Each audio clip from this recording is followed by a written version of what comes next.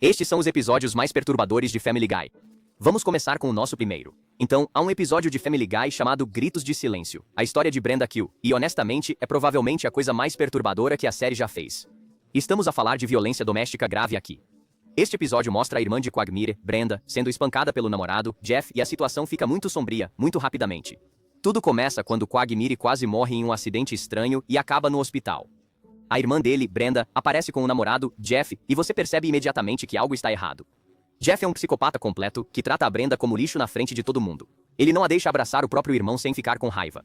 O cara grita com ela por absolutamente nada e age como se fosse o dono dela. O que torna isso tão perturbador é o quão real parece. Jeff a espanca constantemente. Os vizinhos o ouvem gritar com ela através das paredes todas as noites. Ele controla tudo o que ela faz, com quem ela fala, onde ela trabalha, até mesmo as roupas que ela pode usar. Quando Lois tenta levar Brenda para almoçar, você vê o quão perturbada Brenda se tornou. Ela não consegue nem fechar um cardápio em um restaurante sem entrar em pânico achando que está fazendo algo errado. O abuso só piora ao longo do episódio. Jeff soca Brenda tão forte que ela precisa usar óculos de sol para esconder os olhos roxos. Ele quebra o dedo dela e depois brinca com isso, dizendo que ela caiu da escada. Mas o abuso psicológico é igualmente prejudicial. Ele diz a ela que ela não tem valor, a faz trabalhar mais de 100 horas por semana e a afasta de amigos e familiares. A Brenda está tão manipulada que o defende, dizendo que ele é carinhoso e a agride de leve quando estão a sós. É doentio. A série também não se esquiva de mostrar as táticas de manipulação de Jeff. Ele isola Brenda de todos que poderiam ajudá-la, tornando-a completamente dependente dele. Ele destrói a autoestima dela dizendo constantemente que ela é gorda, feia e estúpida. Quando ela tenta se defender ou explicar o comportamento dele para os outros, ela parece completamente delirante, porque é isso que o abuso faz com as pessoas. Distorce a realidade deles. Há uma cena realmente perturbadora em que Jeff exige que Brenda tire a camisola para que ele possa desenhá-la enquanto grita com ela sobre dinheiro. É claramente abuso sexual, além de todo o resto, mas a série aborda isso de uma forma que te faz entender o que está acontecendo sem ser exploradora. O episódio inteiro parece assistir a uma situação real de violência doméstica se desenrolar, o que o torna tão desconfortável. As coisas ficam realmente ruins quando a família tenta uma intervenção. Quagmire reúne todo mundo para dizer a Brenda que ela precisa deixar Jeff. A cena da intervenção é de partir o coração, porque Quagmire basicamente implora para a irmã voltar para ele. Ele diz que a irmã com quem cresceu já não existe, e que ela se tornou apenas um saco de pancada. Ele lê esta carta emocionante sobre o quanto a ama e a quer de volta. Mas, em vez de deixar Jeff, Brenda solta uma bomba. Ela vai se casar com ele porque está grávida. Agora vai ter um bebê preso nesse pesadelo também. O anúncio da gravidez é onde o episódio fica ainda mais sombrio. Jeff deixa claro que não quer o bebê e só está se casando com Brenda porque a engravidou. Ele sugere dar ao bebê o nome de Bate-Bate ou Machucado, o que mostra que ele já está planejando abusar da criança. Isso adiciona mais uma camada de horror, pois agora uma criança inocente vai crescer neste lar violento. É quando Quagmire, Peter e Joe perdem a cabeça. Eles estão tão fartos de ver a Brenda ser espancada que decidem assassinar o Jeff. Eles o enganam para ir a uma falsa caçada, planejando matá-lo na floresta. Mas Jeff descobre o que está acontecendo e inverte a situação. Ele faz Quagmire de refém e está prestes a atirar nele. Todo o plano de assassinato mostra como a violência doméstica afeta todos ao redor da vítima. Esses caras são normalmente cidadãos cumpridores da lei, mas são levados a cometer assassinato porque se sentem impotentes ao ver alguém que amam ser destruído.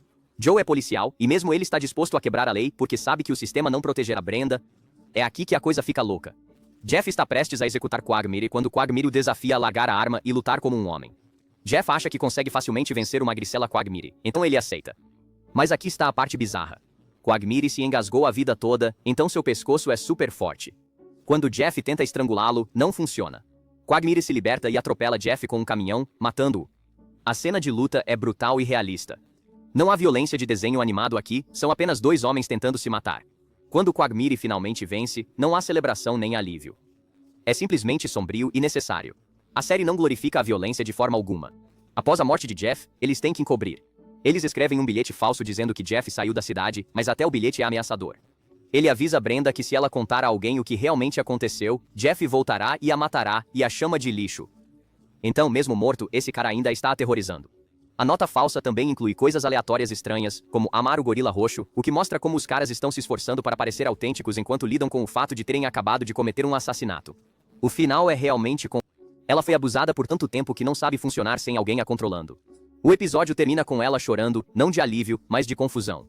Essa é a parte realmente sombria. O trauma fica com você. Este episódio foi enorme para Family Guy porque mostrou que eles podiam abordar assuntos sérios sem fazer piadas sobre tudo. Não romantiza a violência doméstica de forma alguma. Isso mostra como agressores destroem suas vítimas mentalmente, como o sistema falha com mulheres em perigo e como, às vezes, boas pessoas fazem coisas terríveis quando sentem que não há outra escolha. A parte realmente desconfortável é que Joe lhes diz abertamente que a polícia não pode ajudar até que Jeff realmente mate Brenda. Isso reflete o problema real de como os casos de violência doméstica são tratados. Quando a lei se envolve, muitas vezes já é tarde demais. O episódio critica um sistema que protege mais os agressores do que as vítimas. O que torna Gritos de Silêncio tão sombrio é que ele sugere que, às vezes, a violência é a única maneira de deter um agressor. Certo ou errado, este episódio mostra a dura realidade da violência doméstica e como ela afeta a todos ao redor.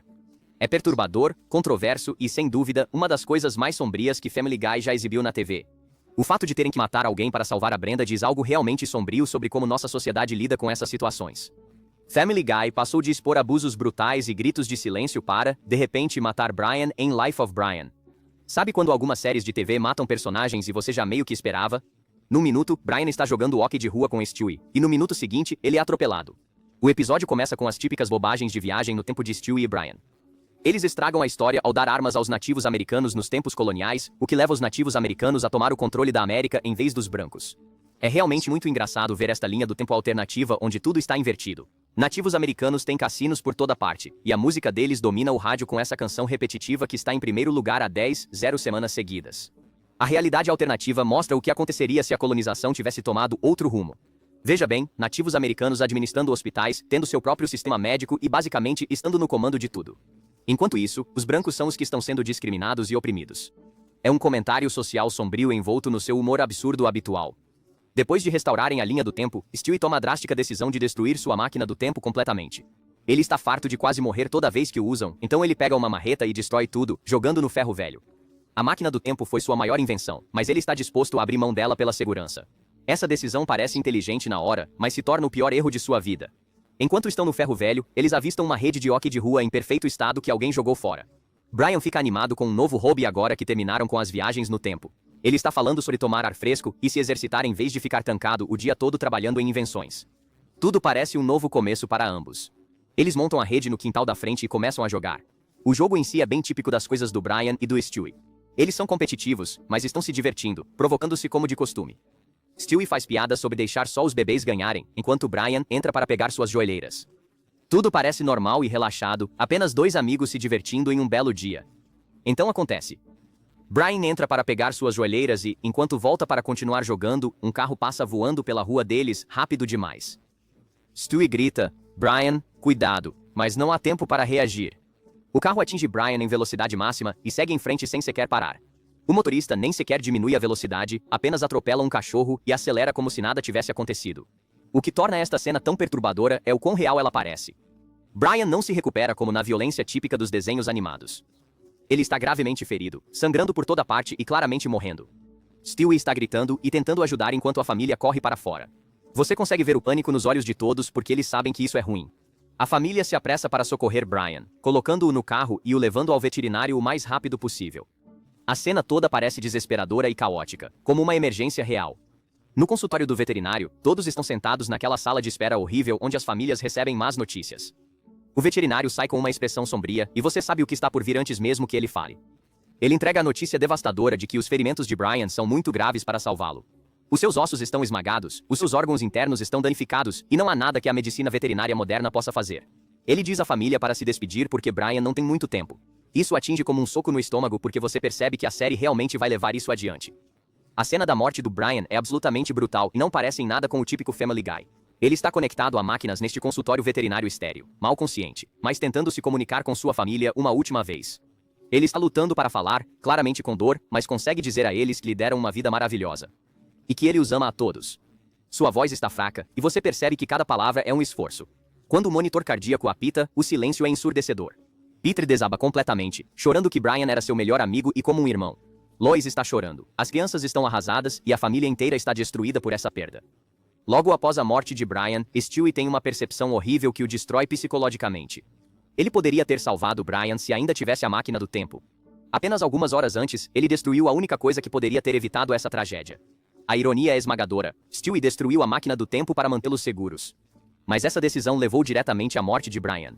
Stewie tenta desesperadamente reconstruir a máquina, procurando freneticamente pelas peças de que precisa. Mas quando ele contata seu fornecedor, Yusuf, ele recebe notícias devastadoras. O homem que inventou os capacitores de titânio fez um rabisco de Maomé enquanto falava ao telefone, nem foi de propósito, apenas por distração, e foi assassinado por isso. sem essas peças específicas, é impossível construir uma máquina do tempo funcional. Brian se foi para sempre. A cena do funeral mostra o real impacto da perda de Brian em toda a comunidade. Peter faz este discurso emocionante sobre a perda do seu melhor amigo, falando sobre como Brian era como um irmão para ele e como ele passará o resto de sua vida sentindo falta dele. Você vê homens adultos chorando, o que quase nunca acontece em uma família da pesada. Há um momento estranho no funeral em que uma mulher negra aleatória continua batendo em Joe com a bolsa, achando que ele deveria resolver a morte de Brian como se fosse um caso de assassinato. Ela continua gritando sobre levar o assassino à justiça e garantir que Brian não tenha morrido em vão. É ao mesmo tempo absurdo e comovente, porque ela claramente se importa mais com um cachorro que nunca conheceu do que algumas pessoas se importam com seres humanos de verdade. Um mês inteiro se passa e a família ainda está lutando contra a dor. Peter quase serve comida a Brian por hábito. Chris continua a ficar preso na portinhola do cão porque está a tentar preencher o vazio que Brian deixou. A casa parece vazia sem...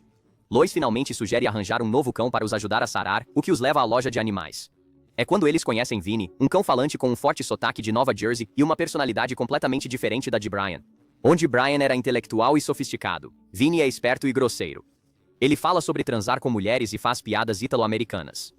Peter se conecta imediatamente com ele porque Vinny é mais como um cara comum do que Brian jamais foi. Vinny rapidamente se integra à família de maneiras que tanto ajudam quanto prejudicam.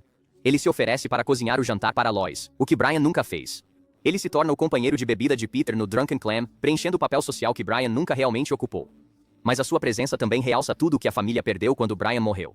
Stewie inicialmente odeia Vinny e o vê como um substituto barato para Brian. Ele tenta matar Vinny contando-lhe notícias trágicas sobre ítalo-americanos, na esperança de lhe causar um ataque cardíaco. Stewie o alimenta com histórias de crianças sendo mortas por pianos caindo e outros destinos horríveis que se abatem sobre famílias italianas. Mas Chris arruína o plano ao insultar Stewie, o que na verdade deixa Vinny feliz em vez de triste. O ponto de virada ocorre quando Vinny encontra Stewie chorando sozinho. Em vez de ignorar ou fazer piadas, Vinny senta e realmente conversa com o garoto sobre luto e perda. Ele explica como seu antigo dono, Leo, morreu neste acidente de yoga absurdo, onde seu saco escrotal se dividiu ao meio durante a primeira pose. Foi uma morte tão estranha que virou matéria no Deadline como uma reportagem completa. A história de Vinny sobre Leo ajuda Stewie a entender que todos lidam com a perda, e que encontrar novas pessoas para amar não significa esquecer as que você perdeu. Vinny explica que, ao ver a família Griffin na loja de animais, ele reconheceu que eles estavam passando pelos mesmos sentimentos de perda que ele sentiu quando Leo morreu. O episódio termina com Vinny dormindo no quarto de Stewie, mostrando que o laço entre eles está começando a se desenvolver. Mas não é a mesma relação que Stewie tinha com Brian. É algo completamente diferente. Vinny não pode substituir o papel de Brian como igual intelectual e parceiro de viagem no tempo de Stewie. O que tornou a vida de Brian tão sombrio foi como ele abordou a morte de forma realista. Brian tinha sido um personagem central desde o primeiro dia, representando a voz da razão na casa dos Griffin. Matá-lo mudou toda a dinâmica do programa permanentemente e mostrou que ninguém estava salvo de ser morto. O episódio provou que, às vezes, coisas ruins acontecem sem motivo aparente, e até personagens queridos podem morrer das maneiras mais banais possíveis. Depois de matar Brian em uma família da pesada com uma tragédia real, Family Guy mudou para Seahorse, Seashell Party, onde o choque veio de Meg finalmente enfrentando sua família. Às vezes, os piores episódios de Family Guy são aqueles que nos atingem de perto. Seahorse, Seashell Party acontece durante um furacão, quando a família Griffin fica presa dentro de casa, e o que começa como tédio familiar típico se transforma em Meg, tendo um colapso mental completo, onde ela finalmente diz a todos exatamente que tipo de pessoas eles realmente são. Tudo começa durante o furacão Flozell, que força a família Griffin a ficar dentro de casa por 36 horas. Estão presos juntos, sem TV, sem internet. Nada a fazer a não ser interagir uns com os outros. Enquanto isso acontece, Brian decide tomar cogumelos mágicos para passar o tempo, o que o leva a uma terrível viagem de drogas com alucinações e pesadelos ao longo do episódio. A família tenta se entreter com jogos como mímica, mas todos estão ficando irritados uns com os outros. Peter faz a sua rotina de ruídos irritantes de pai, onde ele apenas faz sons nojentos por vários minutos. Então eles brincam de tiro com os dedos, onde fingem atirar um no outro. Mas quando Meg tenta participar, Peter a interrompe imediatamente, dizendo que ninguém quer ser dedado por ela. É quando algo estala em Meg. Ela já está farta de ser tratada como lixo pela própria família. Em vez de simplesmente aceitar, como de costume, Meg explode e diz a todos exatamente o que pensa deles. E ela não se segura em nada. Primeiro, ela repreende Chris por ser um irmão terrível. Ela o repreende dizendo que ele deveria estar do lado dela, mas, em vez disso, ele a trata como se a odiasse. Meg aponta que Chris constantemente lhe diz coisas ofensivas e participa de todo o bullying familiar. Ela pergunta como ele se sentiria se ela começasse a chamá-lo de perdedor gordo e cheio de espinhas, que não tem amigos e cheira a uma velha que tem pássaros de estimação. Chris está completamente chocado porque ninguém nunca o confrontou assim antes. Então Meg volta sua atenção para Lois. E é aqui que as coisas ficam realmente sombrias. Ela acusa Lois de ser uma hipócrita que age como autoridade moral, mas tem um histórico de roubo em lojas, vício em drogas, pornografia e de dormir com celebridades. Mas a pior parte é quando Meg aborda os danos psicológicos que Lois lhe causou. Meg diz a Lois que, desde o momento em que nasceu, teve que confiar completamente na mãe. Ela precisava que Lois a protegesse e a guiasse pela vida. Em vez disso, Lois passou 17 anos numa missão para destruir algo que você matou há muito tempo. Meg diz que, quando fizer 18 anos, não sabe se quer ver Lois novamente. Isso destrói Lois completamente. Ela começa a chorar e admite que tem sido uma mãe terrível. Mas Meg não acabou. Ela vai atrás de Peter em seguida. E ela o destrói completamente. Ela o chama de pai católico irlandês, operário, gordo, preguiçoso, abusivo, que bebe demais e mal ganha o suficiente para sustentar a família. Ela diz a ele que ele viveu metade da vida sem nada para mostrar, a não ser os filhos. E mesmo esses acabaram sendo desastres. Meg aponta que Peter é completamente egoísta e irresponsável. Ela menciona que ele literalmente enfia o rosto dela na bunda dele e solta gases nela, dizendo que se alguém de fora visse como ele a trata, ele estaria na cadeia. Ela o chama de uma vergonha total e completa em todos os sentidos possíveis e um desperdício de homem. A família se desintegra completamente após o colapso de Meg. Todos começam a atacar uns aos outros em vez de se juntarem contra Meg, como costumam fazer. Peter e Lois têm uma briga enorme sobre tudo, de comida a sexo. Chris se junta às reclamações sobre a comida da mãe e como Peter come todo o iogurte. Toda a estrutura familiar desmorona sem Meg como bode expiatório. Peter fica tão chateado que foge e se esconde no armário com os sapatos, chorando que não merece coisa melhor. A família está em completo caos, gritando uns com os outros e se desfazendo. É quando Meg tem essa terrível percepção sobre seu papel na família. Brian encontra Meg e diz que foi legal como ela finalmente se impôs. Mas Meg percebe que a família literalmente não consegue funcionar sem alguém para abusar. Ela percebe que talvez seu papel seja o de para-raios, absorvendo todas as disfunções da família para que eles não precisem se voltar uns contra os outros. Enquanto isso, em meio a todo esse drama familiar, Brian está tendo a pior viagem de drogas de sua vida. Ele está tendo alucinações aterrorizantes de seus familiares como monstros, demônios, cantando canções de ninar e todo tipo de visões de pesadelo. Stewie tem que cuidar dele durante toda a experiência, o que adiciona uma camada surreal a um episódio já intenso. Então Meg faz algo que é incrivelmente nobre ou incrivelmente deprimente. Ela retira tudo o que disse. Ela vai até a família e pede desculpas por tudo o que disse. Ela lhes diz que são todos incríveis e que ela estava errada em culpá-los pelos seus problemas. Ela diz que a culpa foi toda dela e assume a responsabilidade por todo o colapso. A família imediatamente volta ao normal, com Peter sentindo-se melhor consigo mesmo e todos felizes por terem seu saco de pancadas de volta. Meg aceita ser chamada de por seu próprio pai e concorda com ele que, sim, ela é exatamente isso. A parte realmente perturbadora é que Meg faz essa escolha consciente de sacrificar sua própria saúde mental pela estabilidade da família. Ela se torna uma mártir que absorve toda a toxicidade deles para que possam funcionar. Brian diz a ela que ela pode ser a pessoa mais forte da casa, mas é preciso questionar se ela é, na verdade, a mais traumatizada. Este episódio mostra como a dinâmica familiar abusiva realmente funciona. Meg cumpre uma função específica, como bode expiatório que permite que todos os outros se sintam melhor consigo mesmos. Quando ela para de desempenhar esse papel, todo o sistema familiar desmorona porque eles precisam de alguém para culpar por todos os seus problemas. O episódio termina com Stewie fazendo uma paródia daqueles PSAs de episódios muito especiais sobre o uso de drogas, o que é sombriamente engraçado, considerando que o problema real nunca foi a viagem de cogumelos de Brian, mas o abuso psicológico da família com a própria filha. O impacto a longo prazo foi enorme porque mostrou que Family Guy entendia exatamente o quão tóxica era a dinâmica da família Griffin. Eles disseram que Meg estava sendo psicologicamente destruída, e deixaram claro que isso era intencional. O episódio basicamente disse que algumas famílias são tão disfuncionais que precisam de uma vítima para funcionar, e essa vítima tem que escolher entre sua própria sanidade e manter a família unida. Por hoje é só. Não se esqueça de se inscrever no nosso canal, e eu vejo você no próximo.